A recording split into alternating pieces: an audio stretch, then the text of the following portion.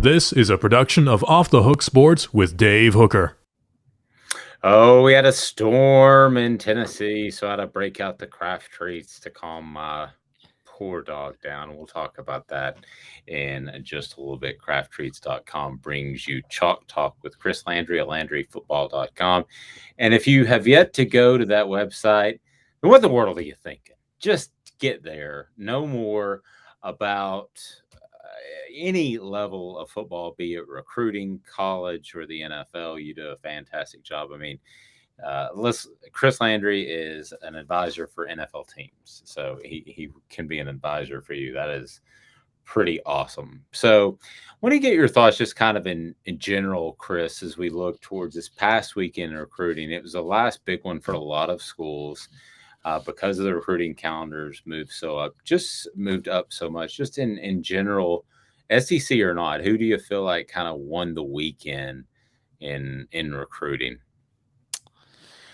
Well, it was a big weekend for a few schools. I thought Miami, with the Jaden Rashada commitment, the quarterback that was highly regarded, highly touted. So Mario getting a good one. In the SEC, gosh, it's hard to. Alabama getting Tony Mitchell. It's I guess it was a given, but the Alabama 5-star defensive back was expected, but to get that one done, I mean, beating out Georgia A&M, Auburn for them. So that was big, long, reactionary, quick twitch defensive back that's going to end up first round in the draft. Here's the next one. Big Ten Wisconsin had a nice week. Iowa had a really nice weekend. Penn State got a couple of nice commitments. Even Nebraska did. Weekend, it's like you said, it's a big weekend, but it doesn't necessarily mean it was the best classes overall with some of those schools. But I think they did. I thought Tennessee did a nice job with getting a couple of guys that they like. It's not always about the 5-star and 4-star. It's finding guys that you want. And at least in the case of Tennessee, they're excited about the guys, the pieces of the puzzle they're putting together. And I think particularly on defense, we're seeing it. And I think we're going to maybe see a few more here in the next, week or so as we get to the holiday weekend. We have a few kids out there that are maybe close to making a mistake there, making a decision there. Well, some are going to make a mistake. Yeah, well, yeah. That's true too. I mean, some guys committed to Butch Jones and Jeremy Pruitt, but anyway. By the way, some guy named Manning committed to Texas. It wasn't over the weekend. I guess it was like Thursday, but I don't know. Probably no one heard about it, so I thought I would throw that out there. His name is Arch, and he's gone to Texas. So I think he's related to somebody else. He is. Maybe Gus Manning, the sports information director at Tennessee. Maybe that's. I think that's it. I think that's it. Okay. Who, by the way, will turn 99 years old on July the 8th, and was the sports information director for the University of Tennessee when some guy named Nealand was there. So you may see something on Off the Hook Sports, just kind of teasing forward. But as we do look at recruiting, okay, so I hear this rumor about this time every single year, but I did hear it from somebody that I think is a little bit more tied in with the business world, and you would probably have a much better idea, and you'll know before I will. But the rumor was that Nick Saban could be close to hanging it up, is planning on retiring after this year. Let me just get your thoughts. Do you think there's anything to that, A, and B, how will he leave when he leaves?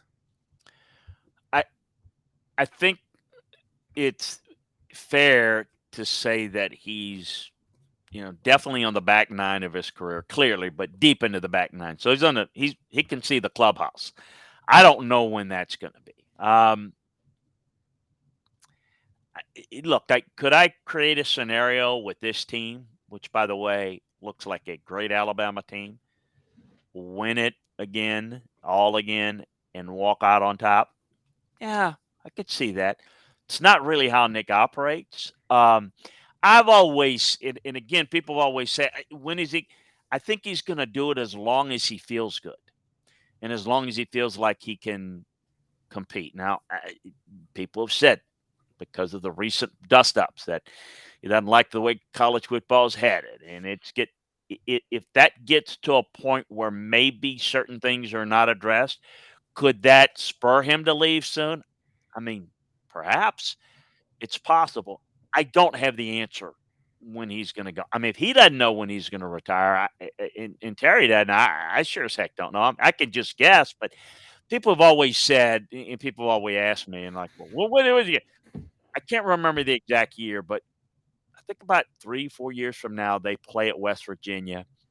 I've always said, he goes back home to West Virginia, play against West Virginia.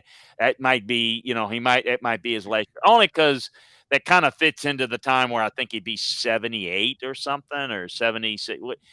I have no idea when he's going to retire. And I think everybody's just guessing. And if you keep guessing, you're going to be right because every year it's kind of like, when is Tom Brady going to retire, Dave?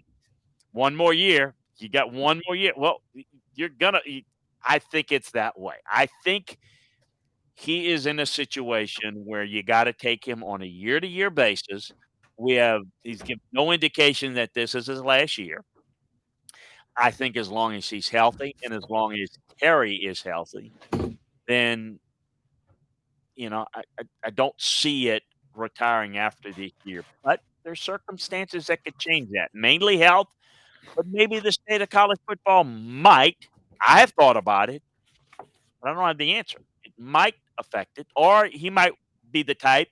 He's just hard-headed enough to stick around to try to implement the right changes or help push the right changes in the system. I don't know.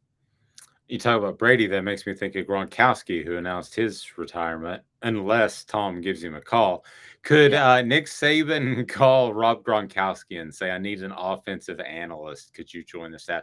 And how would those two guys get along? Yeah, I would say no.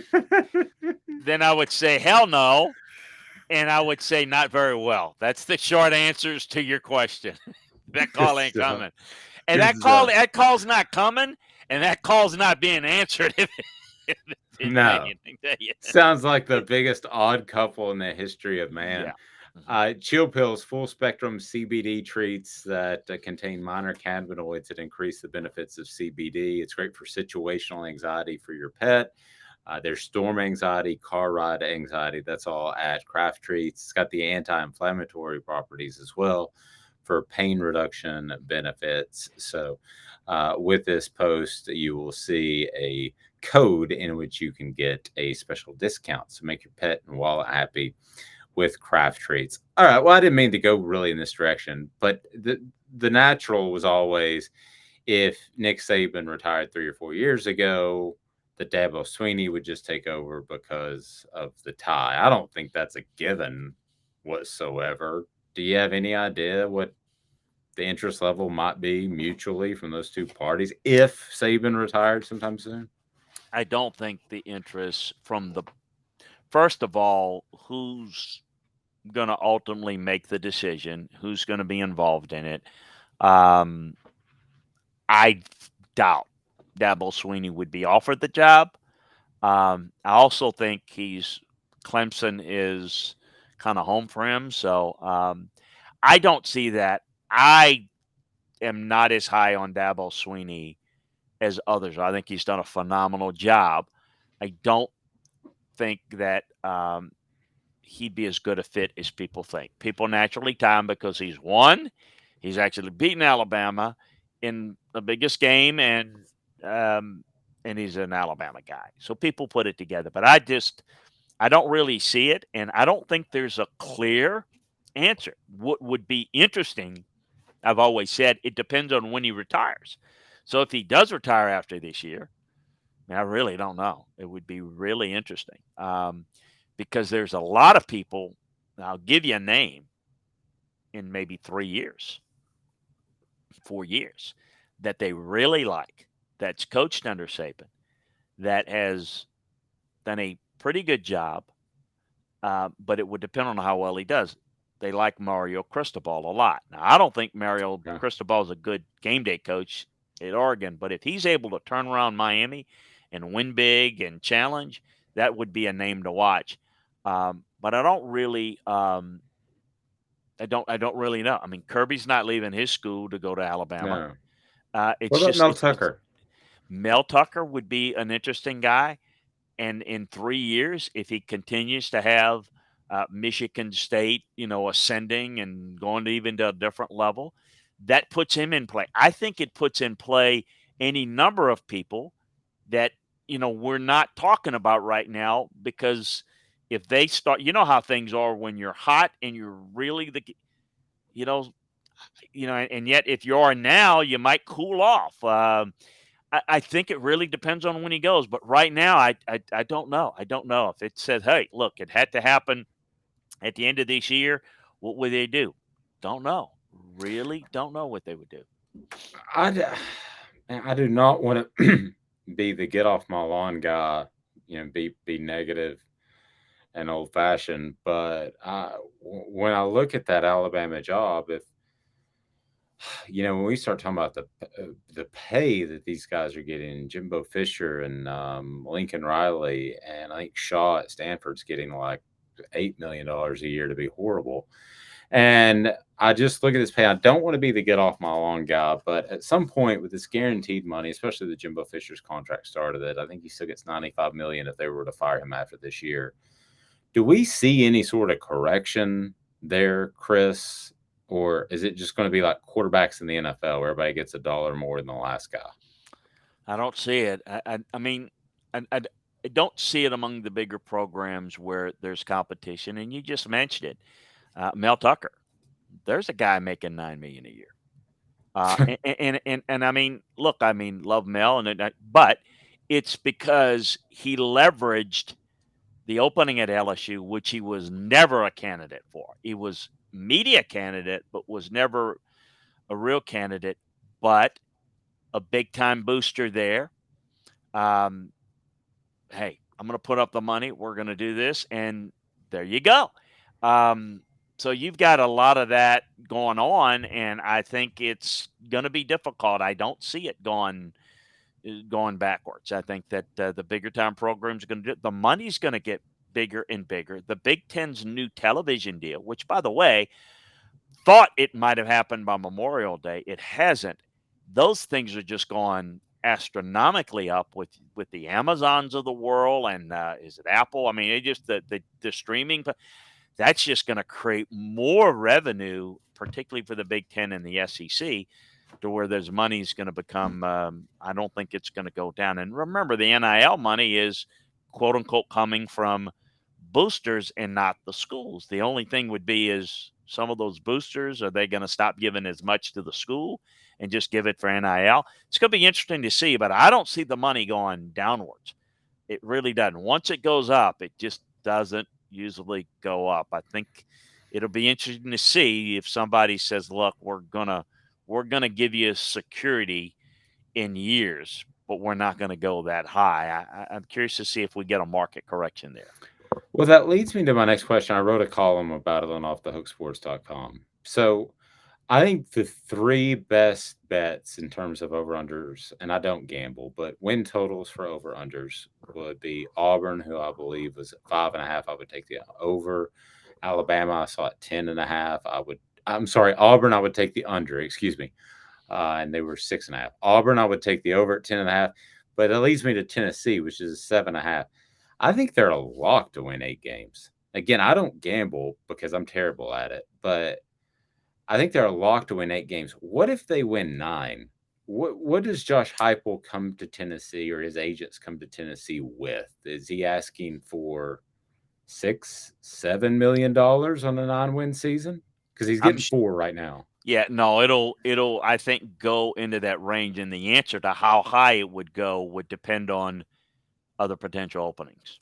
So like, Okay. and I mean, think about it. I mean, yeah, you'd probably go to the um, 7 range if he were to get that. And again, it depends on how they look, how competitive they are against Georgia and Alabama. Do they look like they're okay? They're you know, do they get Florida and hammer them and capitalize on this year, or LSU, same thing. Those are two teams that, quite frankly, if they had to play 2-3 years from now, I don't like their chances maybe as much as I do this year, but we'll see. So I would see that it could go into that maybe 7.5 range. But if there's somebody else, a job out there that would be maybe a threat just for leverage, because we know that is used, then it could go a little bit higher. Because I do think it is fair. If I were going to sit there and say they got to 9 wins and they look really good and they built off of it and they continue to roll in recruiting, you can make the case. Mel Tucker's getting $9 million. This guy probably deserves it, and it's a tougher league and all that. Which, by the way, Mel Tucker is a guy that we could probably see come into the SEC relatively soon if the right job opens up. So I could see him getting an extra $1.5 million, maybe even 2 more per year if somebody else comes calling. But who's that going to be? What time with big time jobs are going to come open? A little early for that. We'll get into that, but don't have a feel for that yet. The Oklahoma job was not a real candidate last year. But if that Oklahoma job came open, and I know things didn't end well for him at Oklahoma, but that if he becomes a big time, guy and somebody comes calling like that, you could absolutely see his name get mentioned. Are you telling me that administrations and feelings and allegiances can change, Chris? Oh, it's shocking, I know. And look, it's shocking that an agent would use leverage even if it wasn't true to get more money. Shocking, I know. Unbelievable. I tell you, your pet won't be shocked by that thunderstorm that rolls in, because they're going to have the chill pills from crafttreats.com. Again, crafttreats.com. You got a link here where you can save a good percentage on craft treats. They got the chill pills, full spectrum CBD treat, contains minor cannabinoids that increase the benefits of CBD. They've got the also the anti-inflammatory properties, so pain reduction benefits. They got it all. So with the age that Chris and I are getting into, we're considering some craft treats ourselves. So have a fantastic day, everyone. This has been a production of Off the Hook Sports.